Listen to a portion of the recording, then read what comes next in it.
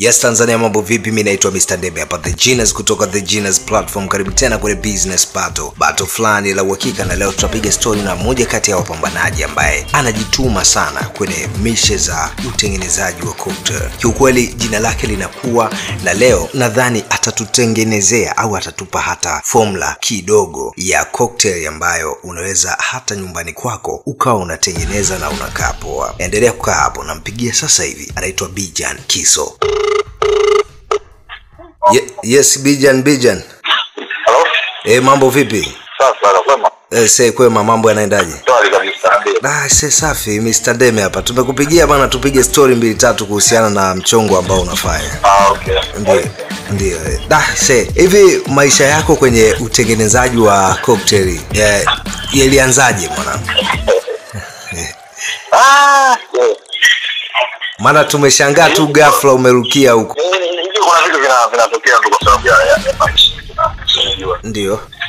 Walikuta kwenye moja na mbili wakuta sababu before nilikuwa nafanya kazi kwa balance moja. Ndio. Sasa ndio wachukua na dine hizo mambo ya mixo pia kutengeneza juice pia. Okay. Lakini hapo katikati kuna misha ambazo nilikuwa nafanya hivi huko, nilikuwa nafanya music na producer tena. Ndio. Mwisho wa siku ukaona sehemu nyingine inahitaji hela sana, inabidi uanze sasa hapo unaweza kufanya ili material kama unaweza kupata tena nafasi baadaye ukailisha kule hapo ulikuwa unaona pia kuna kitu unaweza ukafanya. Ni kweli kabisa. Kwa hiyo huo mchongo labda ulikuwa unaangalia tu kwa mtu au unahisi hicho kitu kiko ndani yako kabisa? Mimi wazo nilikuwa nafanya moja kwa sababu kuna mtu ambaye nilikuwa nafanya naye. Okay. Kwa hiyo baadaye kuna vitu ambavyo unakuwa nayo unakuwa pale una note moja kimoja unaangalia, baadaye sasa unaona kama ikisawa naweza kufanya nacho pia na moja au nyingine. Ni kweli. Kwa nasikia na baadhi ya watu ambao wanakutana ndio kama moja mambo nilikuwa nafanya naye kwa anaitwa Matinda. Pia huyo jamaa nilikuwa nafanya naye mwanzoni kabisa kwa mpaka yeye akajenga atanishtua kaja akaenda kanipeleka Diana. Tunafanya naye hivyo mpaka master kabisa mpaka sasa hivi mambo yanaendelea. Kweli. Vipi kuhusiana na mafanikio, unajiona wapi baada ya labda ya miaka 5 kuna issue ambayo unafanya? Kwa mafanikio, kwa mipango ambayo mtu anakuwa nayo na mipango ambayo anajiwekea. Ndio. Kama inakuwa inamakiwa kwenye hizo njia ambazo mimi naziona na ndio nipite nazo. Ndio. Kwa mfano ambao ninaitengeneza mpaka sasa hivi. Inshallah Mungu pia aifanye hivyo. Na imani itafika kwenye sehemu ambayo kama sio ndio kufika hata nusu yake au na robo hiyo. Na ukiingia hata leo unaona bwana kuna moja mbili tatu kutoka leo tarehe 10. Ndio. Mpaka leo tumefikia tarehe 7, basi tumefikia kwenye moja mbili tatu. Ni kweli. Lakini mimi nakuona mbali sana. Vipi una mpango wa kurudi tena kwenye game ya muziki? Au hela tamu mwanangu? Ndio unaielewa. Kweli. Ndio unaielewa. Sababu kama ukisema kuna watu wanakuita sio unajuana na studio fulani, unajuana na banki. Lazima kuna kitu tafsiri utakiwa utoe hela, ushi kufanya nini? Hapo kuna mambo ya promotion panakuaga pazito sana. Kuna changamoto. Sababu unaweza toka rekodi ipo free, lakini issue inapokuja kwenye kupush. Kwa tuombe Mungu kama nikiongezeka na kama nikifika kwenye asilimia ambayo naiona. Ndio. Sio uko free gajili. Kweli. Lakini mistari bado tunachora au tumeacha?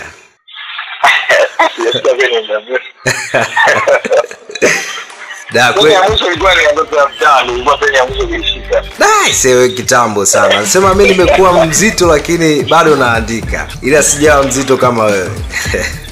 Kwenye mwisho ilikuwa ya ndoto ya mtaa tangu ile kwenye nilipoandika pale. Ndio tokeni ile ndoto ya mtaa. Kweli ni kitambo sana. Unajua ni muda mrefu sana. Ni muda mrefu sana. Kweli. Hivi ni changamoto gani ambayo umewahi kukutana nayo kwenye mishi ambayo unafanya mpaka ukasema leo kweli kazini kwangu kuna kazi? Changamoto ndio ambayo bado ina ni pale unapotengeneza bidhaa. Wewe appreciate kwamba hivi kitu nimetengeneza ni bidhaa. Yaani kikaenda kwa mteja akamwambia hapana. Okay. Ndio nitengenezea jinsi ambayo sijaelewa.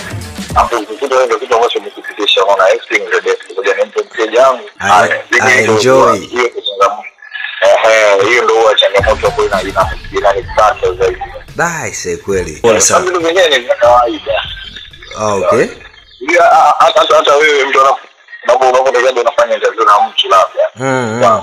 Afu anapotoka pale anasema fanya interview na Mr. Denge, lakini hamna hana nini ile. Ya kweli inakuwa inakukata. Ndio utakuwa nini. Ya ni kweli kabisa. Ndio hivyo kwa sababu ndio pale kuna japo social mara zote.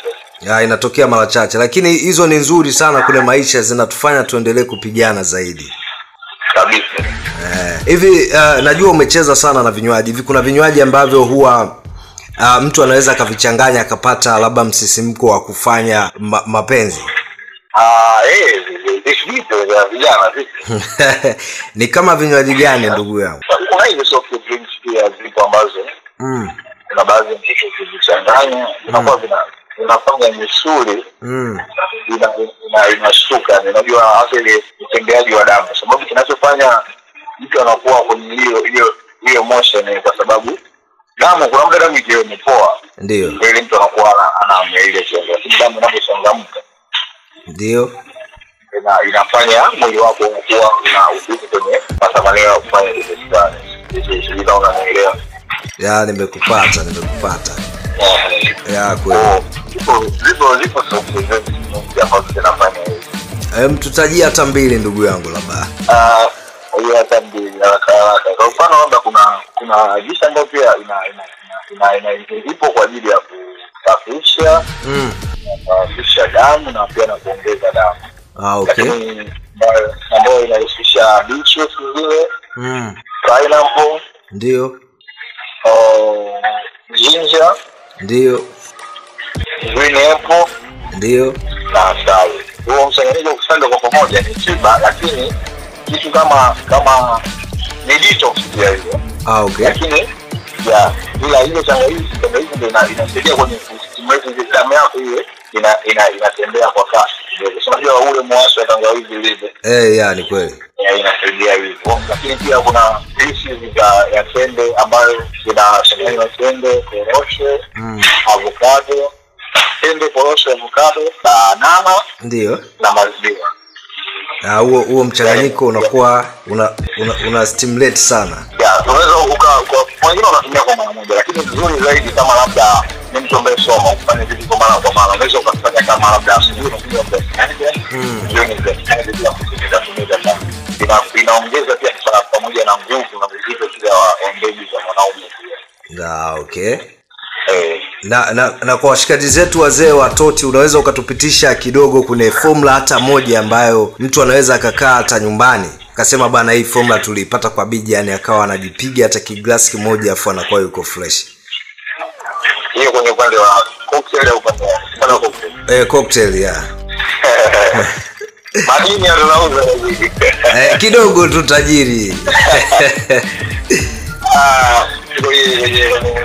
Upande wa cocktail ndio kwanza kinywaji ambacho kinasaidia kwa kustimulate mwili kama unajua ama unakuwa ile inaleta kama ganzi kwenye mwili. Okay. Ni sana vijana wanaoshindana nini haya vumbi sijui nini. Sasa ile pale kwenye pombe kali zinaleta ganzi. Ndio. Ganzi ambayo unatakiwa pombe itumie sio pombe ya baridi. Okay. Wewe unaweza ukatumia Jaga Master. Ndio. Jaga Master ready kidogo kwenye whisky glass. Kwa shoti zako kama tatu za Jaga Master, shoti moja au 50 ya Red Bull. Ndio. Ikipendeza zaidi unaweza ukachukua shoti moja ya tequila. Okay. Ikiwa ya moto. Kwa yenyewe kama mchanganyiko huo unakuwa umekaa vyema kabisa. Poa kabisa. Sasa nakubali sana. Na kuona kwenye party za wasanii siku hizi mwanangu. Hivi mtu akikuhitaji kuja kwenye sherehe yake, gharama zako zinakuwaje? Kwenye sherehe kwa sababu tunafanya hivi zote. Okay. Lakini sasa kitu ambazo kinategemeana. Ni kwa sababu tunaenda kwa idadi. Okay. Labda wewe shughuli yako ina watu 20, ina watu 50, 200 mpaka 500. Ndio. Kwa hiyo kuna budget ambayo unakia na mengango ambayo iko. Ndio. Naorodesha kwa familia ya kadhaa na kadhaa. Ukinicheki kwenye Instagram yangu pale, kwenye bio yangu pale kuna namba zangu hizo. Kuna namba yangu ya WhatsApp na namba ya kawaida. Kwa ukinicheki WhatsApp na kutumia moja kwa moja ile venue na bei sawa. Na kuna kingine, kuna mtu pia ambaye anaweza kutafuta kama unatafuta kama yeye ameshaandaa vizazi vyake na kila kitu. Ndio. Kwa maana yeye anakuita atakwambia mimi nahitaji uje tu nitakulipa hela yako kufanya kazi. Ndio. Na watu wako huko nao wako nitakulipa hiyo. Yote vinawezekana. Kwa kuna yule ambaye anahitaji umpe budget na ukabidhi kiasi, unamnunua na kuweka. Kuna yule ambaye anakuhitaji watu kadhaa, ukampa budget yao watu akanunua vitu na baadaye ukaenda kufanya kazi. Okay. Kwa mfano labda kwa watu kama 20, labda mimi na kipati cha watu 20. Tunafanyaje hapo? Kwa tutafanya na hiyo unapigia namba zangu zinaweza kama unataja namba zangu za simu au kanitafuta kwenye Instagram au kwenye TikTok pia au kanitafuta, tukawasiliana vizuri na kuelekeza tukakubaliana nini fresh. Kuna muda mteja anaweza akaja akaangalia kwa hiki, lakini kuna haya maongezi pia baina yako na mteja. Okay, hapo nimekupata. Hapo nimekupata akatuzimisha kiaina fulani. Mungu afanye pesi shia. Unaona bwana. Aise Bijan, ningetamani watu wajue kwamba unapatikana sehemu gani na utuachie namba zako za simu kwa uhitaji wa huduma zako, ili watu wakipenda wanaweza wakakucheki ndugu yangu. Okay, mimi napatikana Juliana Hotel and Pub Mbezi Beach. Ndio. Ukifika Africana pale je inaoshesha hivi kuelekea kama kwa Zena. Kama ungefika na roundabout pale hapa kuna bar ya Juliana Hotel and Pub. Ndio inajulikana. Ya ni maarufu sana hiyo sehemu. Ya basi niko hapa kama DJ Hostel. Ndio. Pia kwa mawasiliano ambao unapatikana, namba yangu ya kupiga kawaida ni 0757. Ndio. 73. Ndio. 9835. Aisa hiyo imekaa bomba sana. Na imani kabisa wapenzi wa cocktail nikiwemo mimi mwenyewe ndugu yangu, lazima tutakucheki na tutakutembelea pia hata hapo duniani. Mungu ni mwema, karibu sana. Aisa shukrani sana brother. Yes Tanzania, na imani kabisa umeweza kumsikiliza Bijan Kiso. Ni mwanamuziki lakini pia ameamua kujiongeza kwenye masuala mazima ya utengenezaji wa cocktail na juisi mbalimbali. Kiuhalisia anafanya vizuri sana. Anafanya vizuri na bidhaa yake iko vizuri. Ukimhitaji namba zake za simu ni hizo hapo.